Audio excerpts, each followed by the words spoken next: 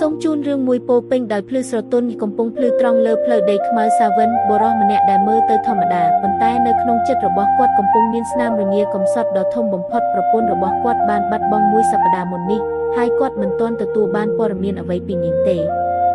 ការស្ងប់ស្ងាត់នៅផ្ទះមិនអាចបំបត្តិភាពរំខាននៅក្នុងចិត្តរបស់សាវិនបានទេគាត់ចាំសំឡេងស្បែកជើងប្រពន្ធនៅលើជញ្ជាំងនិងសូត្រមនុស្សម្នាក់ដូចជាភ្លើងនៅក្នុងផ្ទះប៉ុន្តែអ្វីដែលគាត់បានគឺស្ងប់ស្ងាត់ដ៏ទន់ភ្លឺចិត្តរបស់គាត់ត្រូវបានក្រើកដោយភាពបារម្ភនិងភាពតានតឹងសាវិនសម្រេចចិត្តចាកចេញពីផ្ទះដើម្បីចាប់ផ្ដើមដំណើរស្វែងរកនាងគាត់ដើរលើផ្លូវដីខ្មៅតែរបស់នៅជុំវិញគឺពកខ្មៅនិងស្រែច្រៀងសត្វព្រៃរោមក្បាលរបស់គាត់ស្រោចទឹកភ្លៀងចិត្តក្នុងមួយជំហានគាត់មានអារម្មណ៍ថាខ្យល់ត្រជាក់រងចិត្តគ្រប់គ្រាន់ដើម្បីធ្វើឲ្យគាត់ត្រជាក់ត្រអាល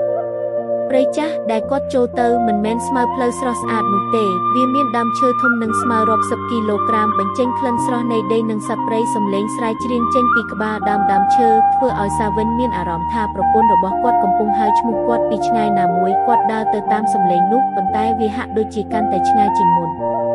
ដំណើររបស់គាត់ពោពេញដោយការវើចិត្តនិងភាពភ័យគាត់ឃើញសត្វចង្វាក់តូចប៉ុន្តែមិនអាចផ្ដោតអារម្មណ៍លើពួកវាគាត់ត្រូវសម្លឹងទៅផ្លូវខាងមុខនិងប្រឹងប្រែងមិនឲ្យចុះចិត្តពីការស្វែងរកនៅពេលដើរទៅជិតទន្លេមួយទឹកហូរជាប់បន្ទាត់ពណ៌ទឹកខៀវស្រងាត់ពន្លឺព្រះអាទិត្យរះលើវាផ្សំជារូបភាពភ្លឺភ្លាត់សាវិនចាប់ផ្ដើមហែលទឹកដើម្បីឆ្លងទៅភាគផ្សេងនៃព្រៃប៉ុន្តែខ្យល់កំពុងត្រជាក់ហើយសំឡេងខ្យល់ដក់លើដើមឈើធ្វើឲ្យគាត់ឈប់ឈរនិងនឹងភ័យថាមានអ្វីមួយកំពុងតាមដាន